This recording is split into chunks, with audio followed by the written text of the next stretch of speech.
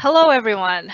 Thank you for Hello, joining everyone. us this Thank you Thursday for joining evening. us. Um, Welcome to our second module in MindBuff's three-module series. So our first module, Matt was talking about kind of our somatic semantics, so how stress kind of manifests in the body. The second module, Alex will be taking over, and she'll be going over thoughts and how kind of negative thoughts can persist in our mind, and we can really hold on to those thoughts. And yeah, so my name is Kristen, ASA's Health and Wellness Executive, if for those who don't know me, and I'll let Alex and Matt reintroduce themselves again for those who are new to this. Matt, go ahead. Hey guys, just a brief intro for me again. If any of you have not seen any of our presentations yet, I'm a sport and performance psychologist. I specialize in esports, athletics, corporate, work with a lot of business people, and the whole relationship partnership that we have with ACE is very much a deeply personal one for myself, just because of how close to my heart gaming is. It's been a part of my life my whole life, and is still easily the number one way in which I get to socialize with my friends. And I am still insanely competitive. So when I choose to play a game, I am trying to be super sweaty and try to be the best that I can be. And so it's definitely a world that I'm really passionate about. And today, Alex is going to share some insights about how we can become more aware of our thought patterns, whether or not they're being helpful or perhaps making it more difficult for us to play at our best, in which case we would most likely start to tilt or rage towards an area where we're not actually able to perform our best. And so Alex will help us become aware of what maybe some of those initial thoughts are so that we can prevent us from getting to the point of no return. So I'll hand it over to Alex and she'll take it away for today. Hi, everyone. Thanks for joining us again for part two of the three-part series. I am a registered psychologist and a sport and performance psychologist as well. Matt and I have been on this journey from the beginning, so it's great. And as Matt said, we're going to be focusing a lot on thoughts today. We all have them. They happen. So let's figure out what we can do so that you guys can perform at your best. And so we'll get started. So today, the agenda is Matt's going to do a brief summary of Module 1, just because we're building off of the somatic semantics. For those of you who didn't get a chance to watch Module 1, I'd encourage you all to go back and watch it after we're done today. There's a lot of good information in there. Then we're going to move into what our thoughts do, how to get unhooked from our thoughts, and then we're going to go through some thought challenging questions, and then we're going to end with an exercise called Hands as Thoughts. So throughout this whole module, I'm hoping there's going to be a lot of people active in the chat. Matt will be monitoring it and talking about your answers that you guys are giving, and same with Kristen. So I'm going to hand it back over to Matt now to just give a summary over Module 1. So really briefly, we spoke about the sensations that we experience in our body, because oftentimes they are the very first bit of information that our brain sends to us to let us know that there is a threat, or to try to protect us from making a mistake or feeling like we're not good enough. And if we are unaware of what information our body is sending us, then we're missing on a key opportunity to kind of stop any potential negative cycle from occurring in the first place. It's typically once we have a negative sensation in our body that our brain attributes it, connects it to a negative thought or a negative feeling.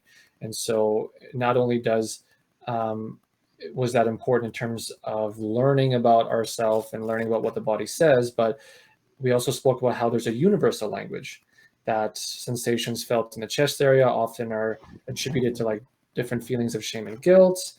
Sensations in our gut are often associated with not feeling safe, and a variety of other sensations from our head or shoulder or neck that again has very specific messaging, very specific language that the brain is actually communicating to us. And the whole point of that first module was just to help you, the audience, be able to learn about yourself and how your body communicates to you, so that you can have an extra tool in the toolkit when kind of navigating the different challenges of life. And so from that, we're just kind of using that as a foundation for Alex today to talk about the different types of thought patterns that we may have. So Alex, take her away. Awesome. So what are thoughts? I included the definition. So thoughts are the idea or opinion produced by thinking and suddenly occurring in the mind. Everybody has them. Everybody's having a conversation with themselves all the time. When we have our conscious thoughts, they're typically more around like what we need to do or what's going on, where our subconscious is more linked to that default mode network, aka the safety network that Matt talked a lot about in module 1. So our brain's constantly like, am I safe? What am I having for dinner? Taco sounds nice. Do I know that person? Nope. Okay. And then you're going back to what we were doing. That's how our brain is always moving through the day. And like I said, some of these thoughts we're going to take more, I want to say, have more power to them versus, like I said, the ones that are checking for a safety all the time. Like, again, what Matt had talked about. Everybody has experienced all the thoughts, the positive, the negative, and the neutral ones at some point in our lives. So some people, and again, going back to that, how our brain networks and how it creates these thought maps, is some people might be more optimistic and more positive naturally just because that's how their brain has been reinforced, or those core belief systems have been also reinforced over time. Some tend to be more on the negative because, again, those are the core beliefs that have been, again, reinforced over time, and some are more neutral. When we think about our thoughts and just how we experience and have different perspectives, if for some magical reason, Matt, Kristen, and I ended up going through the exact same situation, we would probably all have a different perception or all have different thoughts about it and different ways of how we would handle certain things. So our thought patterns are very unique to us. And depending on, again, how that default mode network has been established throughout our childhood and to now and our experiences. So Matt, do you have anything to add? I know the default mode network is your game. So anything you want to add into that before I move on? No, again, if you really want to learn in detail what that's about, again, just check out the first module. We go at length to describe just the primary functions of the brain, and one of which being the default mode network, aka protection and threat detection. So if you hear us reference it, just know that it has to do with the brain's dominant function, which is to protect us, survival. And so again, if you just hear us reference that just think brain equals keep us safe, and that's what its number one job is. Unless we're having tacos for dinner, right? So we're going to go into an example here. It's called the medicine wheel exercise. So it's going to be pulling, again, from module 1 and pulling in our thoughts and our emotions. So this is where I'm going to encourage the chat to be quite active, so we can get everybody's examples or maybe similar things that they've experienced. So Matt is going to give us an example of a time where there was a lot of, I want to say, like negative thoughts or things going on in your head while you were gaming. It's interesting. I mean, I've been gaming my whole life, probably playing competitive gaming since I was about 15 when I played a lot of Halo 2. And kind of first-person shooters have always been a big part of my competitive experience. And outside of that, Rocket League, I guess I've been playing that for almost 6 years now. That is a game that I play quite extensively. But for some reason, the one game where I find myself having to manage my negative thoughts and my negative feelings the most is Apex. And which is understandable because in a battle royale, there's more out of your control than any other kind of competitive game out there. And so when you know there's an opportunity for you to be able to like clutch a win for your team and you're not able to, I mean, it happens all the time, but there's this one particular moment I remember. I had an enemy in front of me, his back was turned to me, and I was, in my mind, I was like, easy win. Like before I even started shooting, I was like, it's over, I got him. And I started shooting him. And then for some reason, when he realized he was getting shot at, turned around and started shooting at me, I just instantly started panicking. I was like, oh no. And I started like spraying like all over the place. I missed every single shot in my second clip. And even though I had him down to probably like 1.5 HP and I Oh was still good, no. Oh, he totally killed me. And I just remember sitting there and just like all of the negative thoughts like, what the hell is wrong with you? What the hell was that? How could you not kill him? What's wrong? And just like, it was like a roulette wheel of like, which negative thought's going to happen next? And I remember that sat with me for like a few weeks. And I've got different memories out across different games, across different sports, but that's definitely the one that stands out the most in terms of my most recent kind of gaming experience. Not very good. No. no. So I'm going to put this out to, again, the chat and for Matt, and we're going to start with the emotions section on the bottom of the screen. So for those of you that may have had similar situations to Matt, or Matt, I'm going to get you to kind of answer to what, I know you already alluded to some, but what emotions were you feeling in that moment when that happened? Well, in the moment, it was probably fear, because as soon as you start missing your shots in a game where you know you're good, it's because you're tense. You're getting sweaty, you're tensing up, and you're losing some of that fine twitch motor skill. And so when I realized that there was an actual chance that I could not win it after I told myself I was going to win it, Mm-hmm. I was consumed with fear at the possibility that I had set myself up for failure somehow. And so I remember the feeling of like my body instantly, like, I guess I can talk, instantly sweating, and just being consumed with like this fear, like in my chest, like you're gonna blow it, you're gonna mess up, you're gonna fail. Mm-hmm. And so like it was just lots of fear in the moment. Okay.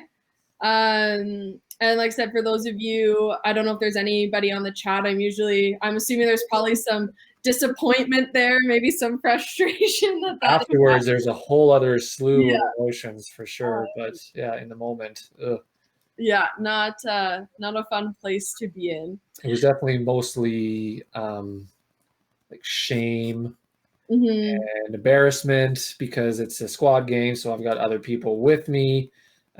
And yeah, I was mostly just embarrassed. I wanted to hide in a corner from my teammates that I had messed it up. Yeah.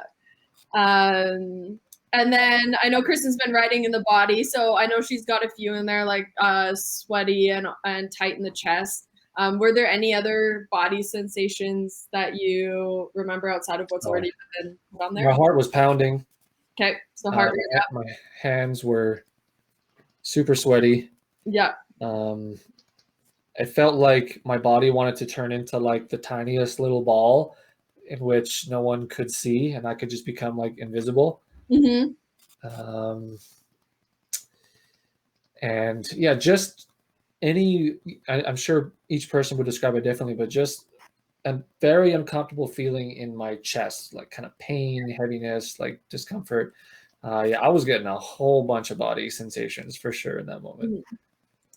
And then we'll move into thoughts. So I know you said a few, like, oh my goodness, like, you know, I kind of let the team down for those squad games. You wanted to be invisible.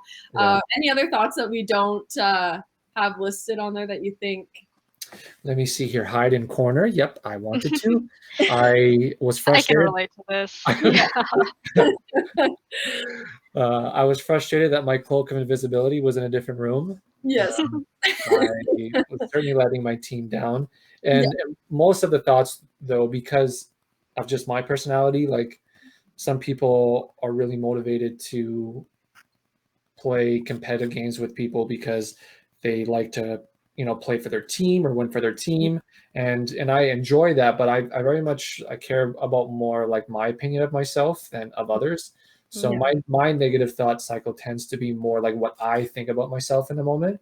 So obviously, I had thoughts about letting my team down, but most of them were like, "What's wrong with you? How could you blow that? It was the easiest kill in the world." So just tons of negative thoughts just directed at myself. Okay. And then the last quadrant is spirituality. So in the performance world, we call it flow state. It's almost like a hyper focus where nothing else matters in the world. You're just doing what you have to do. and then, like I said, performing at your best. So, Matt, my question to you is, where was your focus? Either in the games after, or like I said, in that moment, what were you thinking about? Well, where it all went wrong was rather than focusing on being able to like finish my kill, in which, like I said, I almost hit him with every single bullet with my first clip. As soon as I detected, even if it was like 0.0001% chance that I wasn't going to kill him, my focus immediately split from I need to kill this guy to self-protection mode. You better kill this guy, otherwise you have failed. And so it became very much like panicked fear focus, where rather than being able to keep that laser sharp focus on just literally shooting him with the bloody pinky toe, I just painted a portrait around him because I was no longer calm and focused on making sure that my shot was true. Right. And where was your confidence? Yeah. What confidence? Exactly. I threw it out the window. Yeah. So I know we've been talking a lot. So now we're gonna flip it a little bit. So we're gonna do the same situation that Matt has gone through. Or like I said, if you have similar ones that are listening to this. Matt, what do you think you could say to yourself that might even just be a little bit more positive? Or what would you rather have said in that moment to yourself? In the moment where it all went wrong, or afterwards? Either is fine. Okay, I'll do both, and I'll start in the moment. So in the moment, my first response should have been to like name a body point on the guy that I was shooting to redirect my focus and attention towards the target. So I turned my focus inward in regards to like noticing like fear and having these negative thoughts and doubt that I was going to be able to clutch. And the first thing I should have done should have been like, body or head or target, something just to tell my brain that what I should be doing in the moment is continuing to just like look straight ahead. Mm-hmm. Afterwards, what I should have done was walked away from the computer, grabbed a glass of water, stretched it out, and told myself, it's just a game. You didn't fail anyone. You're not a failure. You have a chance by clicking a button that says Q to get in another one and get back to doing what you know you can do best. Mm-hmm. So really trying to de-villainize the thought pattern and to be able to remove it from putting it on the pedestal that I had put, as if like this clutch was the most important moment of my life, which is how it felt emotionally. And so just kind of choosing to redirect my thoughts towards what is true, which is I made a mistake. I know exactly what I did to make the mistake. I can correct that next time. So really just kind of going into like self-coach mode. Okay. And what do you think you'd be noticing in your body? Like I said, if you were like, oh, it's just a game, go stretch and come back. What do you think would be different? I probably would have felt all of the discomfort and stress that I was feeling in my chest just slowly kind of dissipating and starting to be able to take proper deep breaths again, from the belly, because definitely I was kind of like in a high chest breathing panic kind of situation. So knowing that I've been through patterns like this before, I would have been able to have relaxed my body so that I was ready for the next game, which, if I remember correctly, I was not. Not ready. And then we'll move to the spirituality. Where do you think your focus would be, again, if you kind of change that thought pattern to be a little more adaptive or positive? My focus would have just returned to being present again, of, outside of maybe using the first couple of minutes of the game to kind of loot and move and get comfortable in the game again. I would have just been telling myself like target, head, body, chest, whatever my mark is that I want to shoot for, or be able to, for me, this is really important, keep talking with my teammates because I tend to shut off if I notice any kind of like shame like that.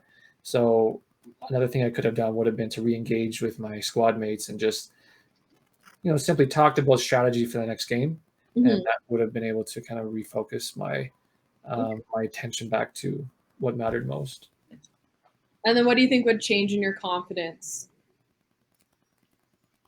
I would not have to worry about my confidence in a sense, because I would just be present. And I know that when I'm playing a game or playing a sport or working with a client in which, I have the history of like success, that it's really a sense of like internal trust that like I got this. And so that's probably the sensation that I would have noticed. And the last quadrant, the emotions. Again, if we, like said, you just change the thought, just a game, you kind of calm yourself down, what do you think would change?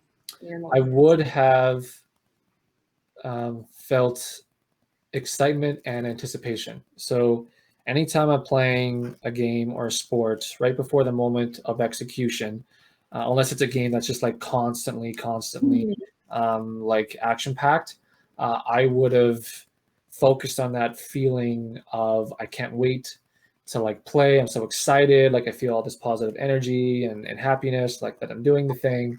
Because that's when I play at my best emotionally, is when I'm bringing those emotions with me. And again, for Module 3, we will be speaking more at length about kind of right emotion and how it will significantly vary from person to person based on your personality.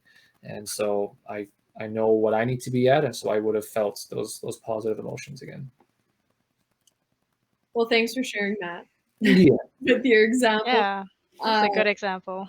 Yeah, I'm sure a lot of people can relate to it, or even to a certain degree. So the reason why I like to do this exercise is to show that in an ideal, perfect world, if Matt were to, again, go through that situation, but just change the thoughts or even just change the body posture, naturally everything else is going to shift. So if we look at the quadrant, and like I said, we're going to do the emotional stuff in Module 3, but it's about picking and choosing what is going to work for you. Is it walking away and calming the body down? Is it redirecting your thoughts, which we're going to focus in on today? Or is it playing within your level that you need to play at, your emotional level, I should say? And so like I said, hypothetically, it's been a perfect world. It will all shift and change. However, sometimes it doesn't work like that. Otherwise, I think Matt and my job would be like way too easy if it were to work. Yeah. We might be out of a job. But anyways, so like I said, now we're going to dive more into the thought quadrant here. So I'm going to talk about hooking versus unhooking. So the analogy I like to give, which is why there's a fish on the screen, is I'm sure some of you have been fishing or know what fishing is all about. But if you were to think about you're on your little fishing boat and you have your line in the water, eventually, and all of the fish swimming around you are just the thoughts kind of floating in your head. Like I said, they can be positive ones, they can be negative ones. They can be the more neutral ones, but they're all just kind of floating there. Eventually, you're going to catch a fish. So eventually, you're going to get hooked by a thought. So, and I'm going to use this as an example because I know we talked about it in the last module, but let's say you get hooked by the I'm not good enough, like what Matt said. I think you said something about like letting the team down, or like feeling kind of crappy about not clutching and not get through on such an easy kill. So you get hooked, and then usually what happens when you fish is when you catch a fish, the line will zing. It'll go, and that's the spiraling that happens. So then it'll go, oh, Matt, remember this time when you did this, and then you said this, and then this happened this time, and then the line's just going. It's gone at that point, right? So when we get hooked, it's really, really difficult when we start to spiral to stop the spiraling and bring ourselves back. What was that face palm? Oh yeah, I'm just thinking, I'm getting flashbacks to all these times where I'm playing games and then I'm in the moment where I have deja vu, like I'm in the same situation. It's a clutch situation. Yeah. Can't fail it. And then there's a reel in my mind, like, remember this time where you messed this up? Remember this time where you screwed it up for all your teammates? Like, Yeah, this is exactly what I need right now. Thank I'm you, just thinking brain. about right now. Yeah. And that's where, like we said, our brain is so efficient and so lovely in so many ways, but not So efficient lovely. in other ways. Yeah. And so exactly what you said, Kristen, like we're going to have events that are going to come up and our brain's going to go, oh, well, that's similar to this time. And then it's going to just go, like I said, that line's going to zing. Mhm. And then sometimes it's a really long line that goes before we even realize that our thoughts have been spiraling. Some Mhm. people are able to kind of catch it before it's too far gone. But today we're going to learn how to like unhook from those thoughts, those feelings that are happening in our brains. I'm sure all of us can relate to the line going to a certain degree. I think it happens for a lot of people. And like I said, it's going to be something that's going to happen. And we just need to be able to be aware of it and recognize it and then pull ourselves back in. And I think it's really unrealistic for us to think that our thoughts are somebody's always only thinking positive thoughts all the time, or that they're not going to spiral, because it is something that's inevitably going to happen at some point. Mm-hmm. Right? Mhm. So to go to the unhooking place, we call it dropping the anchor. And I'm going to, again, put Matt and Kristen on the spot for this one. So the easiest way to unhook from our thoughts is by bringing us back into the present moment.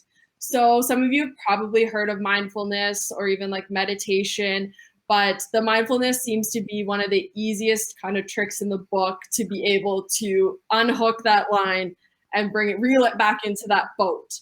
And so just for the purpose of this exercise, I'm going to alternate between Matt and Kristen. And then I'm going to give you guys about 10 seconds between each one to do it on your own, just so everybody gets an idea of what this one is called. So it's called the 5, 4, 3, 2, 1. Some of you probably heard about it, or some, I would say, variation of it. So I'm going to put Kristen on the spot first. What are 5 things you see in your room right now? Just list them off. All right. 5 things I see. I Yep. see my drawing tablet that's right in front of me. Yep. I see my water bottle in front Yep. of me. My webcam. Yep. A little jar of candy. Yep. And I see posters on my wall of hand diagrams. Perfect. Assuming that's work stuff, right? Yes, this work stuff. So I'll give you guys all some time to do that one, and then we'll move on to touch.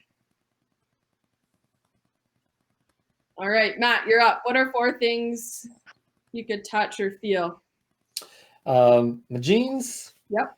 This super soft Secret Labs chair, which I love so much. Yes. This carrot, which I have half eaten. One more. And this mug. Perfect. So again, giving you guys some time to notice some things that you could touch or feel in your immediate environment. All right, Kristen, 3 things you can hear. I know you have your headphones on, but Okay, I'll super concentrate. I can hear your lovely voices. yeah. I can always hear birds outside squawking because they are loud. Wow. Yep. Take it. And then I can hear, I think, some gentle humming of just my light in the corner of the room. Perfect. And Matt, you have a challenging one next. Mm-hmm. 2 things you can smell. You would think it'd be challenging if it weren't for this Oh, plate of snacks I have in Ooh. front of me. Made myself a little charcuterie board. So I can smell goat cheese, a pickle, and some turkey bacon. oh, perfect. You added in an extra one. I'll take it. And then, Kristen, 1 thing you can taste. You know, for dinner I made really garlicky pasta, so I can definitely still taste garlic in my mouth. Okay. Again, I'll take it. So like I said, the purpose of this one is to be able to pull you back in. So getting your fish unhooked and bringing yourself back in. what I like about this one is it's so easily adaptable that you could just do things you see. You could just do like the green things in the room, or you can just do one of each sense. Like you can really make it work for you, which is really, really nice. I find a lot of, I would say like more in the high performance field, we usually have one really strong sense, and I find it's usually touch or smell. So if that's something for you, then like I said, maybe it's just focusing in on that. And like I said, it's really adaptable. It's really, really nice and easy to use. And people don't know that you're doing it, which makes it even better. Like if you're at work and you notice you're spiraling in a meeting, you can easily just, okay, what do I touch or what do I hear or whatever, like I said, whatever you need to do. It's so easily adaptable and so easy to use. And like I said, I like the fact that nobody knows that you're doing it, which makes it that much better with the 5, 4, 3, 2, 1. Do you have anything to add to that, Matt? Just that, just to touch on the whole like doing it in secret kind of thing. I think it's really important that everyone feels like they have tools at their disposal that they can use without people knowing that they're using them, because like most of the stress that we often experience are in front of other people or at work or during a performance. And so just like as a short little example, like when I'm working with my hockey players, and they had a shift that didn't go very well, I tell them that when they go back to the bench, it's actually also a little bit of a progressive muscle relaxation. For any of you guys who know that, kind of like the tensing and the releasing of the muscle to release those kind of like, I don't know how to call them, like relief hormones that we experience. And so I have them like grip their stick as hard as they freaking can. And just to imagine like all of the negative energy or the mistakes that they made in their shift, just have them imagine it kind of flowing out of like their hands as they grip the stick. And basically, I just try to find out whatever the sport is, whatever work environment they're in, to try to find something really specific that they can use that skill. Because again, like it's just really nice knowing that we can kind of regulate ourselves and get back to a baseline without it being some big theatrical production.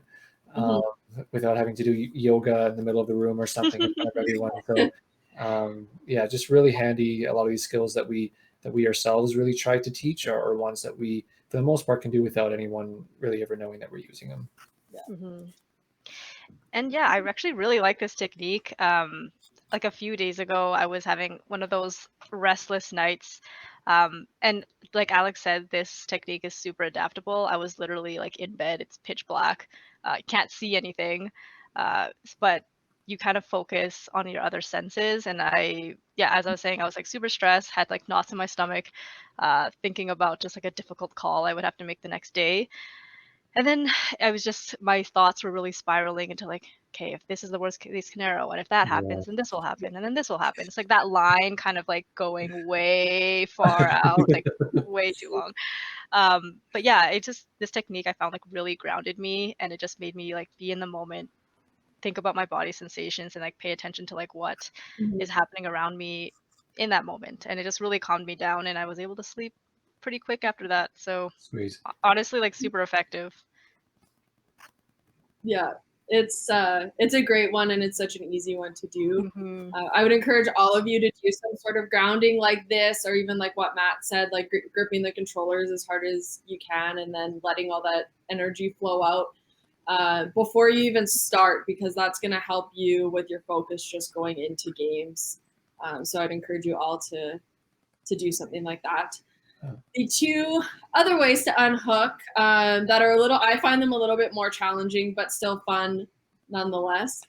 Some people will sing their negative thoughts to the tune of like "Happy Birthday" or "Twinkle Twinkle Little Star," and it's kind of comical to be unhook. So if you like that way, or it could be, I don't know, to any other song you want it to be, but sometimes that makes it a little funnier, and then we realize that it's ridiculous, and then we go back, we can bring our line back in. The second way, I like it too. It's actually Will you be demonstrating this, or are we just want to take the word for it? Unless you want to. The other one, which is another favorite of mine, is using like a celebrity voice. So for me, I tend to do Arnold Schwarzenegger because I think it's hilarious. So I'll have Arnold Schwarzenegger in my head saying my negative thoughts to me, and then I just let it.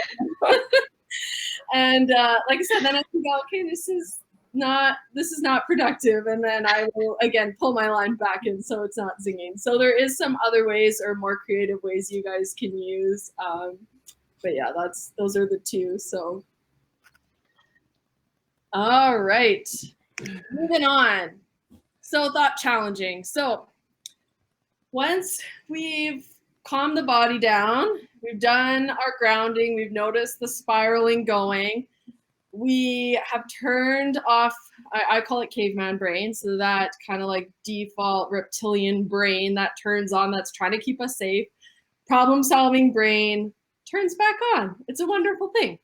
So once we get to the part where the problem-solving brain is turned back on, then we can move into the thought challenging piece.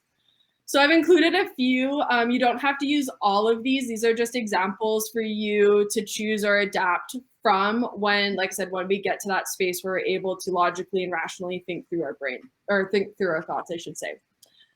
So what is the evidence for or against this thought? This is a really good question for those of you that really need to weigh like risks and benefits or pros and cons. Okay, what is for this thought and what is against this thought? You might realize too that some of the evidence like for the thought might actually be rational and it might not be irrational, right? So it's a good way to like really think through what end, like I said, the pros and cons of each side. The next one is, am I basing the thought on facts or on feelings? Most people base them on feelings. Sometimes there's the facts ones, but most of the times it's on feelings because we've had a similar experience before. And like I said, that has been reinforced over time. So our brain will automatically, again, go to those places and then bring up those feelings that are happening. Or like we tend to almost get kind of like tunnel vision, I find, with the facts. Like I said, we just base it off of what's going on in our current environment. The next one, could I be misinterpreting the evidence or making assumptions? We all make assumptions. Mm-hmm. It happens. Destroyer of relationships. Oh, man. Assumptions are going to be there. But I like this question because sometimes we do need to take that step back and look at everything that's going on, right? And making sure that we're not, and I know this is another question at the bottom, like, are you looking at everything? If you were to take a step back and look at your whole day, the one thing that went wrong probably wouldn't seem so bad, right? And so I also, with this one, I think we're just it naturally happens. But if you think back to you at school, if you did a spelling test, most of us would say, you know, I got 1 wrong instead of saying I got 9 right. So we're naturally going to look at the negatives and go into that direction. So like I said, with this one, it's like, okay, am I missing something? Well, I did get 9 more questions right. So it's about, again, kind of flipping our thinking with that one. So I do like that one a lot. Mm. I alluded to this one earlier. Would other people's interpretations be different? If so, what would be different? So again, if Matt, Kristen, and I went through the same situation, magically happened to go through the exact same thing, we're naturally going to, again, have a different perception, have different thoughts, have different ideas of what just happened. So sometimes, again, it's nice to take a step back and say, okay, how would my friends react to that? Or what my parents say or my teammates say, how would they go about this? So again, it's about taking a step back and looking through it through somebody else's eyes so that, again, we can get that bigger picture of what's going on. Kristen already alluded to this one too. Is it the likely scenario or worst case scenario? With anxiety, we tend to go worst case. It goes that way. Well, what if this happens and then that happens and then they say this and then I say that, or blah, and then again, the line starts to go. So with the worst case scenarios, if this is what's happening in your brain, I always say, look at the other side of that coin. Yeah, the worst case, I mean, it could potentially happen, but what if it's like the best experience of your life? What if the really good thing happens, right? And so we often find, and I know Matt would agree with this, that especially with anxiety and social anxiety, it's like, oh, well, I don't want to go because, again, our default mode network is keeping us safe and is like, last time you went out with your friends, this happened and this happened and this happened. But then it's like, well, what if I go back out with my friends and it is a really fun time? and I do have a good, experience and maybe want to do it again. So we always have to think of the other side of that coin. And then my last one's my favorite one. I tend to use it a lot is, am I looking at all the evidence or just what supports my thought? Again, we get tunnel vision. And then we only look at what confirms our thoughts. And it makes it really, really difficult when we're, again, making those assumptions and those things are coming up without looking at the whole picture. And so I find a lot of people get caught in just what supports it. Again, if you have a bad day, let's say, we're only going to look at all the negative things that have happened. We're not going to look at the positive things that have happened or the things that went decently okay. And I tell all my, athletes, gamers, or even like the business people that Matt and I work with, chances are something went decently okay, even if it went terrible. You could have the crappiest game, but I guarantee you did something right at some point. So sometimes this is about picking out what actually went okay, right? Matt or Kristen, do you have anything to add to the thought challenging before we move on?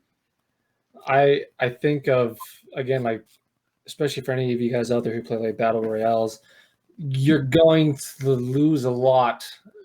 And so it's really easy to just focus on the mistakes that you made that didn't allow you to be, the last squad standing. So a good skill that we teach a lot of our performers is, like, as soon as the game is done or as soon as the performance is done, like, what are 3 things that I did well that game? And so that's one that I really like to use, especially for people that already kind of tend to believe more that they're not good enough than they are good enough, is to try to create a habit or a routine where the very first thing that you do after the game, after taking like a deep breath, is to go like, okay, well, what are 3 things that I did well this game? And that can really help you quickly shift your focus if you're jumping into another game, just to be like, actually, yeah, I did really well in this fight, or my accuracy was really good. I made really strategical decisions. Maybe I just got bested from someone who was on a bloody Smurf account. So it could be just a nice little simple thing you can do after a game. Mm-hmm. I like that. I agree with that. Like, mostly I see a lot of people after they lose they kind of chalk it up to like their score or their ranking or their placing, or they enter a tournament and they go 0-2, like, oh no, I lost 2, I didn't win anything. Yeah. Yeah, it's easy to just say that you're trash and that you're terrible at this game, but you probably did something right. Yeah, you at least got a hit in, like at the very least. So Yeah. Mm-hmm. Yeah, definitely. Like, fighting games can be really demoralizing if you're just looking at the score. If you go 0-2 and maybe even like lose most of the games in the best of 5 or whatever it is, that if your focus is always outcome oriented, you're setting yourself up for failure every time you don't win the whole thing. And this would be a whole other segment, but to really focus on like the process of like, what is it that I really want to be able to focus or work on, like, during this tournament.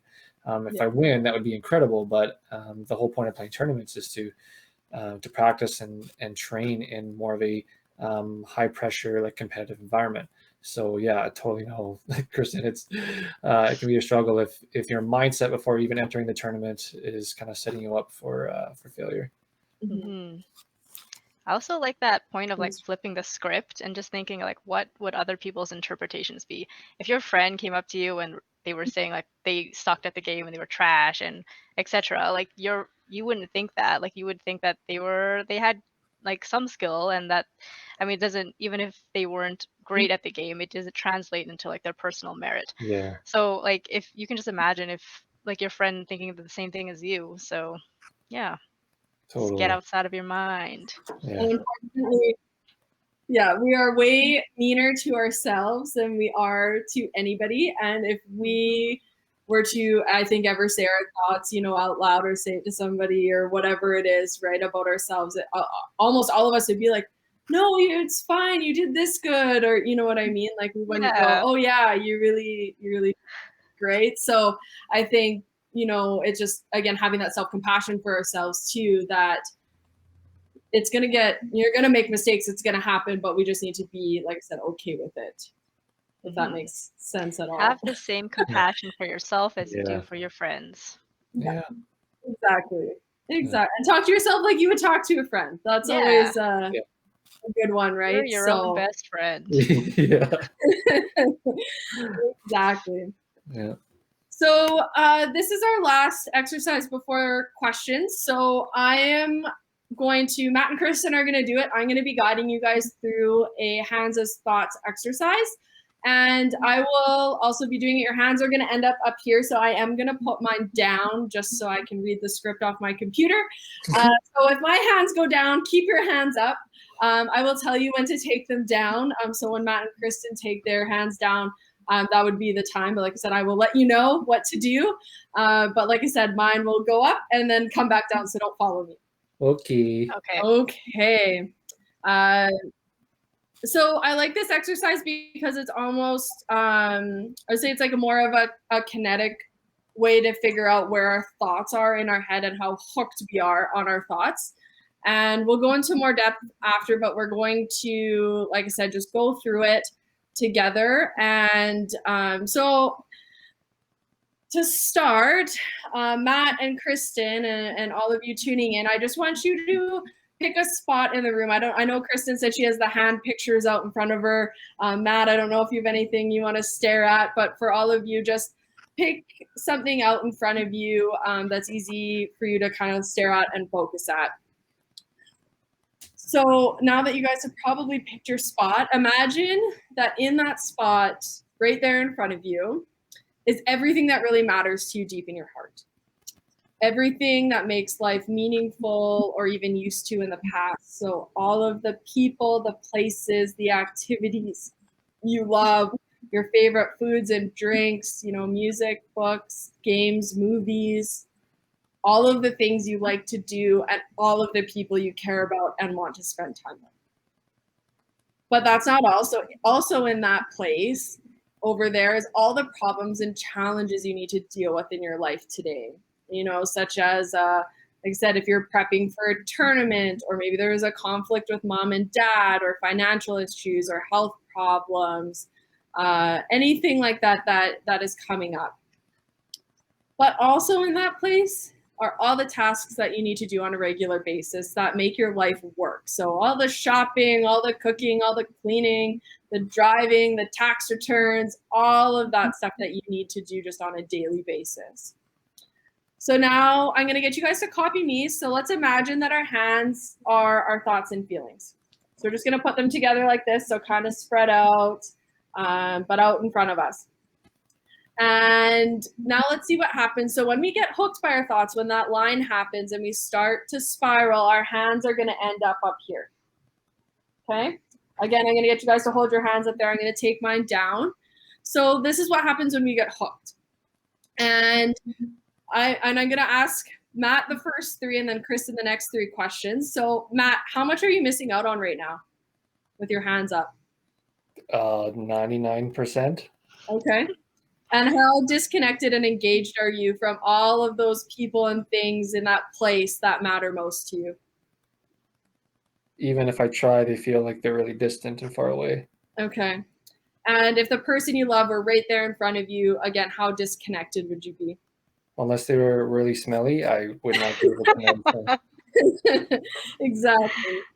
And like I said, if your favorite movie was on the screen over there, how much would you miss out on? All of it. All of it.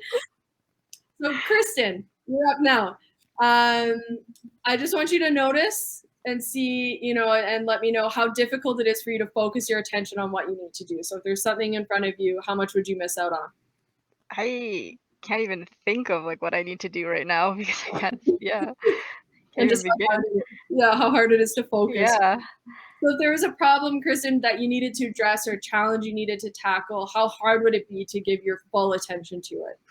It'd be super hard. I can't really pay attention to anything except for these creases in my palm.